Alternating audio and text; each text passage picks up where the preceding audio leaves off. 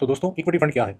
Equity fund का main objective होता है कि वो स्टॉक एक्सचेंज के शेयर्स में इन्वेस्टमेंट करता है और उसका long term goal capital growth होता है। और ये उन लोगों के लिए बिल्कुल आइडियल है जो थोड़ा सा रिस्क लेना चाहते हैं और हायर रिटर्न्स की तरफ जाना चाहते हैं। जैसे कि मैंने पहले कहा, जब भी कोई यंगस्टर करियर अपना स्टार्ट करता है और उसको जब मंथली इनकम मिलना शुरू होती है, तो उसका ऑब्वियसली सबसे पहला जो माइंड के जो ऑब्जेक्टिव होता है कि जो भी उसके पास सेविंग है या एडिशनल इनकम है उसको कहीं इन्वेस्ट कर सके। तो ऐसा बंदा जिसको स्टॉक एक्सचेंज या इंडिविजुअल शेयर्स को स्टडी करना नहीं आता है, जिसका फाइनेंशियल बैकग्राउंड नहीं है, तो वो चाहता है कि इसका स्टॉक एक्सचेंज का फायदा उठा सके, तो उसका सबसे बेस्ट रास्ता उसको ये म्यूचुअल फंड ही नजर आता है। तो अगर आप ऐसे इंडिविजुअल हैं कि जिनको फाइनेंशियल बैकग्राउंड नहीं है और वो स्टॉक एक्सचेंज की ग्रोथ से या स्टॉक एक्सचेंज में इन्वेस्ट करने का फायदा लेना चाहते हैं, तो म्यूचुअल फंड बेस्ट रास्ता है। क्योंकि यहाँ पे आप अपने पैसे ऑब्वियसली एक्सपीरियंस कोई फंड मैनेजर्स को देते हो और वो जो पुराने स्टॉक एक्सचेंज के खिलाड़ी होते हैं और बड़ी नुहा होती है उनको, तो वो एक अच्छे तरीके से इस पैसे को इन्वेस्ट करते हैं। सवाल ये आता है कि स्टॉक एक्सचेंज तो ऊपर नीचे दोनों तरफ जाती है, तो जब नीचे आती है तो फिर क्या होता है? तो दोस्तों, जिस तरह स्टॉक एक्सचेंज से, क्योंकि डायरेक्टली लिंक है, तो अगर स्टॉक एक्सचेंज अच्छा परफॉर्म करेगी तो आपको आपका भी जो फंड जो यूनिट्स हैं, जो भी चीज़ जो फंड का जो की वैल्यू है वो बढ़ेगी। और इसी तरीके से जब वो स्टॉक एक्सचेंज नेगेटिव में होती है और नीचे जाती है तो आपके ऊपर उसका नेगेटिव इंपैक्ट होगा। तो ये दोनों तरफ